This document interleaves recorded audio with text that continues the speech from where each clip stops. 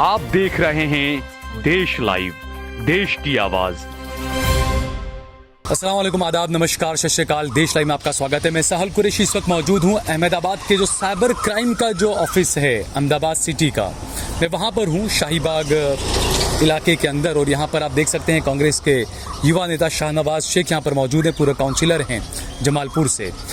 दरअसल गुजरात यूनिवर्सिटी का एक सिंडिकेट के 3 मेंबर्स को यूनिवर्सिटी की तरफ से मेघालय भेजा गया, नॉर्थ ईस्ट की कुछ यूनिवर्सिटीज़ के साथ में टाई अप करने के लिए। और जो सिंडिकेट के जो मेंबर गए वो तीनों ABVP के हैं।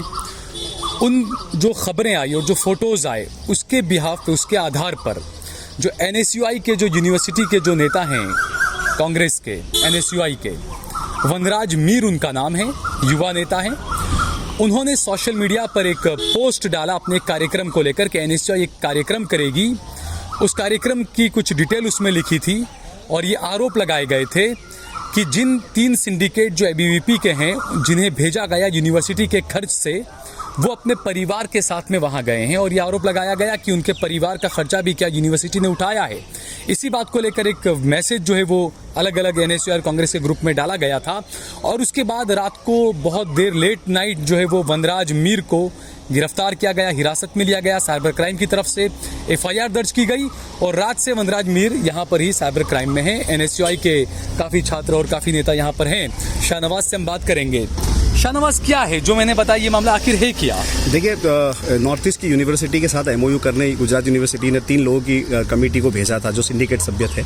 अब ये लोग वहाँ गए थे तो हमारे पास ऐसी माहिती आई थी हमारे NSUI के नेता के पास कि वहाँ पर वो प्राइवेट प्रोग्राम भी किए और जो खर्चा जो है यूनिवर्सिटी के खर्चे पे गए थे। ये छात्रों के पैसे हैं। अगर इस पर कोई गलती हुई है तो उसकी रजुआत करने के लिए आज वो वाइस चांसलर के यहाँ जाने थे। उसी का एक मैसेज उन्होंने किया था कि प्रोग्राम है 12:30 बजे ये इस मामले की तय तक जाने के लिए। तो उसको रोकने के लिए सरकार का इतना दबाव बनाया पुलिस पर कि रात को ही उसको अपने घर से उठा लिया गया और अभी तक वो साइबर सेल क्राइम में ही है।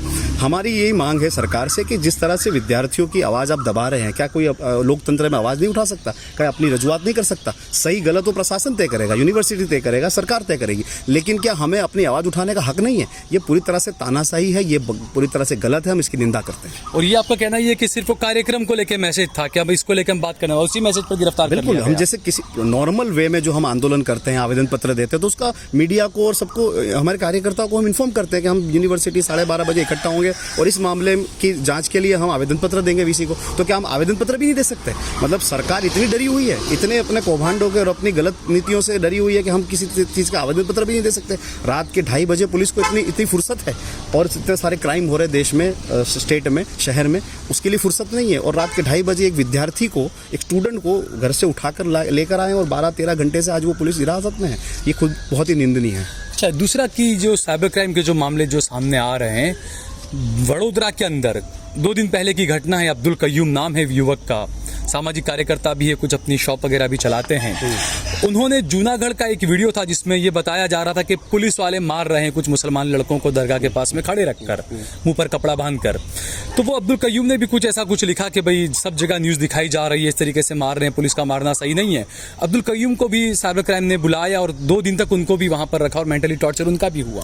देखिए, ये पैटर्न लोकतंत्र के बहुत ही हानिकारक है। पूरे देश में जिस तरह से चल रहा है, मतलब पुलिस ही तय करेगी, वही जज है, वही वकील है, वही अदालत है क्या?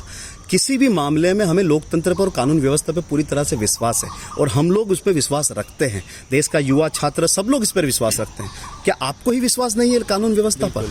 हम ये बहुत ही ये जो पैटर्न सेट हुआ है देश में, ये पैटर्न देश के लोकतंत्र के लिए हानिकारक है। किसी भी तरह की वारदात हो, कोई भी कम्युनिटी का बंदा उसमें इन्वॉल्व हो, उसकी जांच होनी चाहिए, उसकी प्रक्रिया FIR होती है, पुलिस इंक्वायरी की इन्वेस्टिगेशन होती है और कानून के हाथ में है, जज के हाथ में, अदालत के हाथ में उसको सजा देना। आप कैसे उसको दोषी ठहरा सकते हो? जिस तरह का पैटर्न देश में चल रहा है, ये बहुत ही निंदनीय है, लोकतंत्र के लिए हानिकारक है। पैटर्न ये बना दिया है कि चाहे अब्दुल कयूम हो, चाहे वनराज सिंह हो, अगर वो विरोध, अगर स्वर उठाएगा अगर सरकार के खिलाफ, तो उसका यही हाल होगा। ये यानी पैटर्न बनाया ये डर का जो माहौल है देश में, जिस तरह से कोई भी आवाज़ को दबाया जाए, चाहे वो जर्नलिस्ट हो, चाहे पत्रकार हो, चाहे एक्टिविस्ट हो, चाहे NGO हो, चाहे पॉलिटिकल अपोजिशन हो, किसी भी तरह की आवाज़ को सुनने को तैयार नहीं है। इस सरकार का जो नैरेटिव बन गया है कि हम अपने खिलाफ कुछ नहीं सुनेंगे, आप चिल्लाएंगे हम आपको जेल में डालेंगे, आप लिखेंगे हम आपको जेल में डालेंगे। तो जिस तरीके से पुलिस का और जिस तरीके के जितने इंस्टीट्यूट है देश के, उसका जो दुरुपयोग हो रहा है, जिस तरह से उसको मिसयूज़ किया जा रहा है, ये देश के लोकतंत्र के लिए बहुत ही हानिकारक है। तो अभी क्या हुआ, आपने यहाँ पर बात की अंदर साइबर क्राइम जाके डीसीपी साहब वगैरह, तो क्या है इस मामले के अंदर, क्या जमानत की बात चल रही है या क्या चल रहा है? हाँ, देखिए अभी एफआईआर हो गई है। साइबर सेल के अकॉर्डिंग जो भी कानून के हिसाब से जो धाराएं बनती है उसके हिसाब से उन्होंने, जो कि गलत है पूरी तरह से, हमने कोई ऑफेंस तो किया ही नहीं, हम तो कार्यक्रम करने वाले थे, कार्यक्रम भी नहीं किया, तो किस आधार पे हम पर एफआईआर हुई है ये भी एक जांच का विषय है। तो अभी जो भी कानूनी प्रक्रिया है उसको हम फॉलो करेंगे। ठीक है शाहनवाज, बहुत बहुत शुक्रिया। इस मामले में कुछ कहना नहीं चाहता, बस यही कहूंगा कि वनराज के लिए शाहनवाज खड़ा है इंसाफ दिलाने के लिए। यही मेरा असली भारत है। बाकी सरकारें क्या कर रही है, प्रशासन क्या कर रहा है, वो तो आप देख ही रहे हैं।